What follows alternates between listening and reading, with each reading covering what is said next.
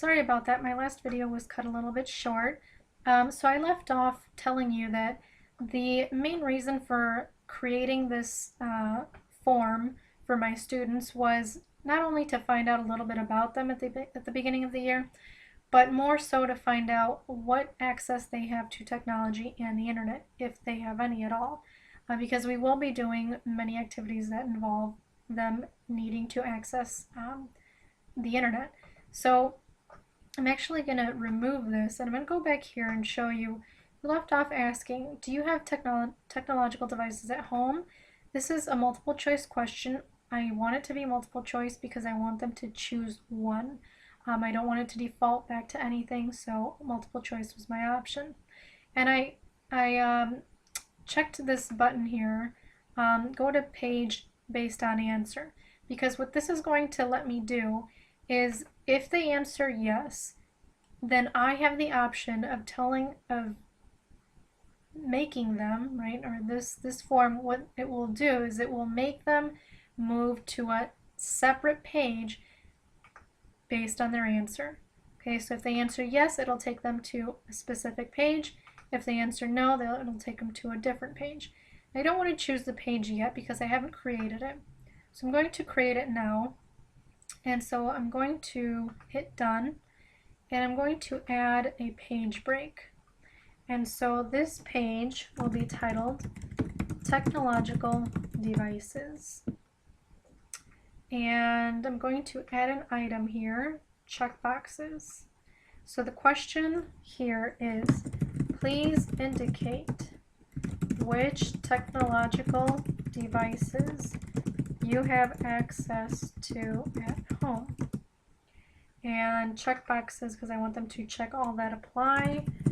So the options are desktop computer, laptop,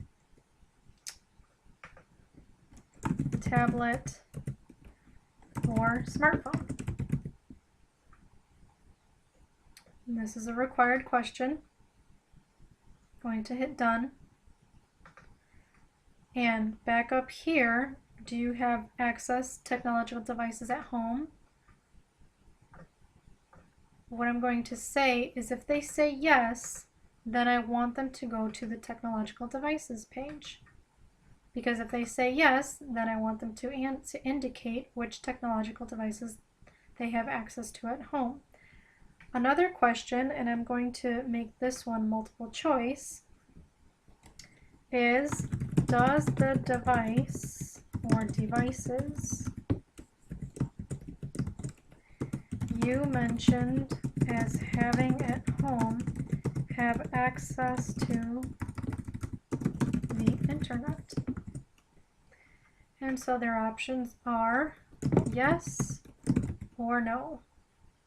It's a required question, and I want it to take them to a separate page based on their answer. So this separate page, okay, if they say yes, that's all I want to know. Do they have technological devices at home? Yes. Indicate which ones. And then, does that device have access to the internet? If they say yes, then I want the form to be submitted. If they say no, then I want it to go to the next page. And the next page will be called No Access to Technology or Internet.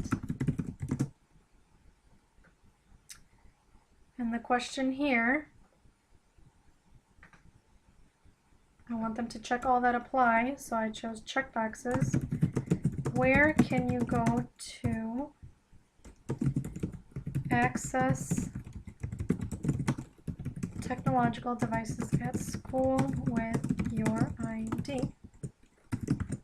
So, option 1, library, MASH, drop-in lab, or the community library. And this should actually be all of them. Also a required question.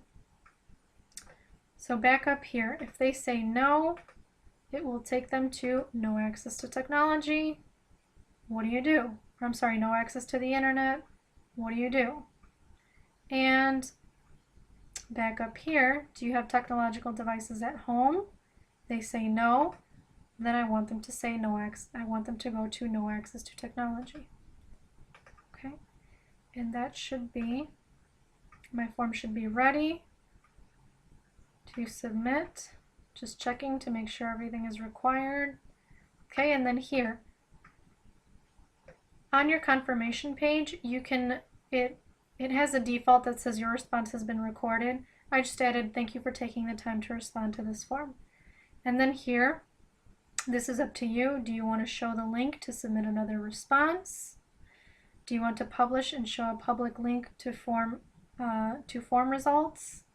Do you want to allow respondents to edit responses after submitting? I might say yes, okay, because sometimes I make a mistake. And so I'm going to click Send Form. And I can send the form via email. I will not do that because I don't know my students' emails yet.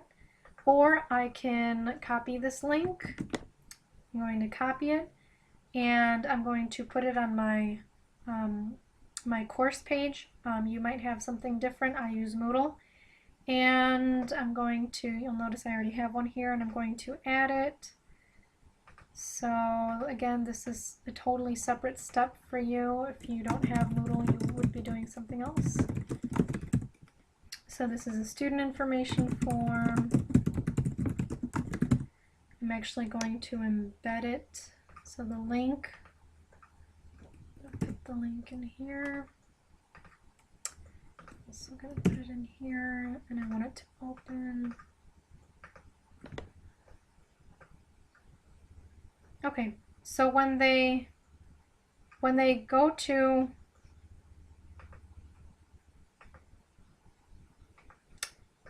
my Moodle page, they'll see student information form, and they'll click on it, and then they'll provide some information. Okay, so their first name might be Eric Navarro. Okay, maybe I spelled that wrong. Anyway, and so their LHS email address, maybe they don't know it, so we won't put that on there. The class period, they might say second, they're a sophomore, and they use the online textbook, Quizlet and Conjuguemos. What are your goals in taking this class? I am interested in learning more grammar. I don't know, do you have technological devices at home? Yes. Continue. Please indicate which devices you have at home, laptop and tablet. Does the device you mentioned have access to the internet? Yes. And then it'll say submit. Okay.